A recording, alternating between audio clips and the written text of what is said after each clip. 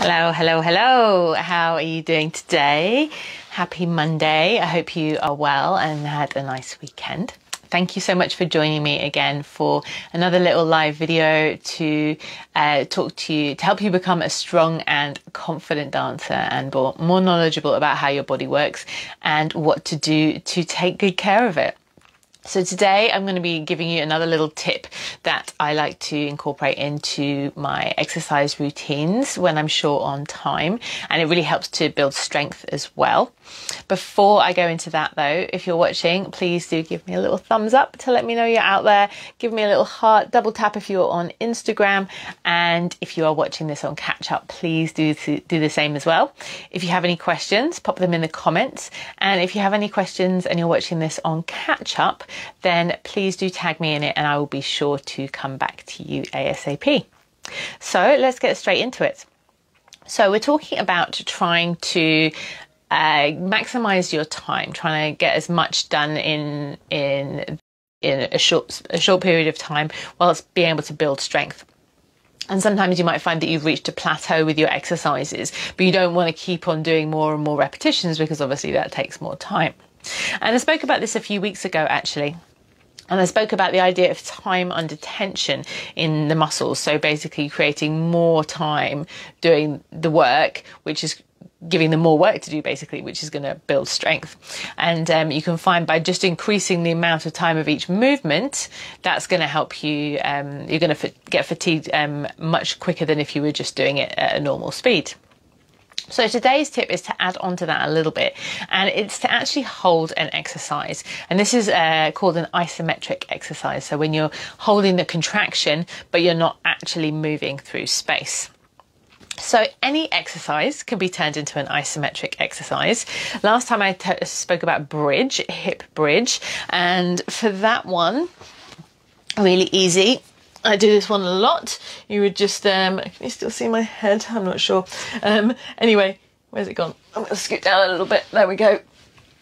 For the Instagram people. And you would hold it at the top of the movement. Really using your glutes nice and high. If you were doing a squat, for example, you would hold your squat at the bottom of the movement. And same if you were doing a press up, you'd hold at the bottom of your press up. So you're holding at the point which is kind of like the, you know, the hard, where your muscles are already working the hardest, and you're giving them a little bit more work to do. I find this can be a great way to finish out a set. So you do maybe 10 repetitions of the exercise, the hip bridge up and down, and then the last one you hold it for however long you can. And this really adds a good bit of extra strength development for the muscles, and if you wanted to add that in instead of adding in extra repetitions, is going to save you time. Now, a classic example of an isometric exercise is a plank. So I love planks because they are a great strength exercise for your whole body. But I have said before that I wouldn't always give them to everybody immediately when they start working with me, for example, because I find that sometimes people aren't ready for them straight away. There's plenty of other like full body and core exercises that you can do to build yourself up to feeling strong for plank.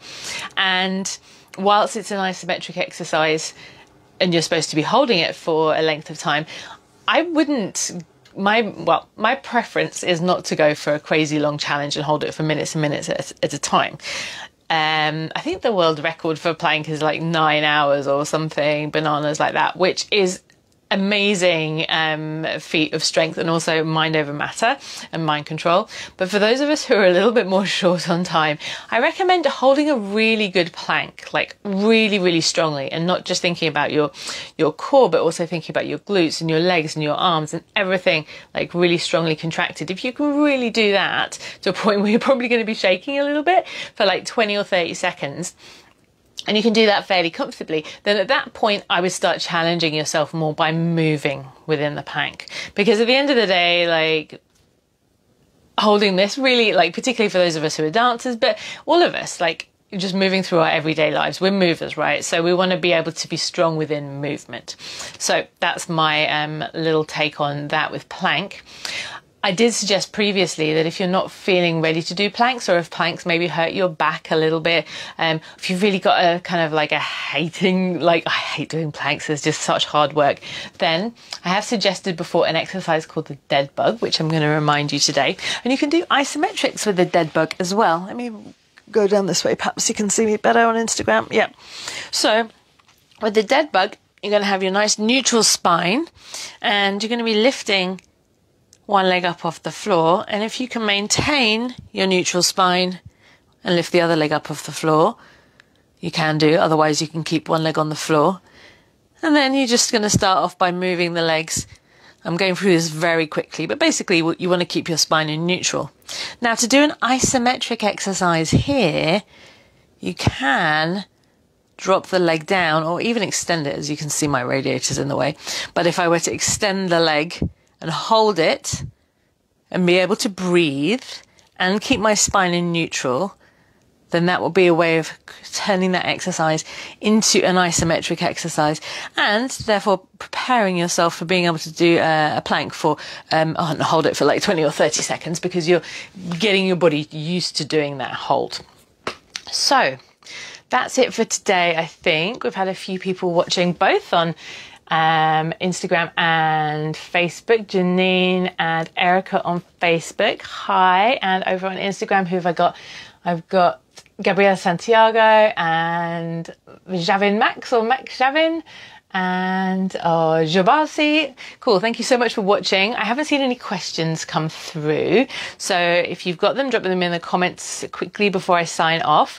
Otherwise, thank you so much for joining me if you join me live. Thank you so much for watching if you're watching this on the replay. And as I said before, please feel free to put your questions in the comments and tag me so I can be sure to come back to you. And if you want to get regular updates from me, please do join my mailing list. The link is in my bio, and I'll drop it in the Facebook comments as well when I get off this.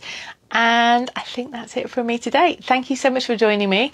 Lots of love, and I'll see you next time. Bye bye.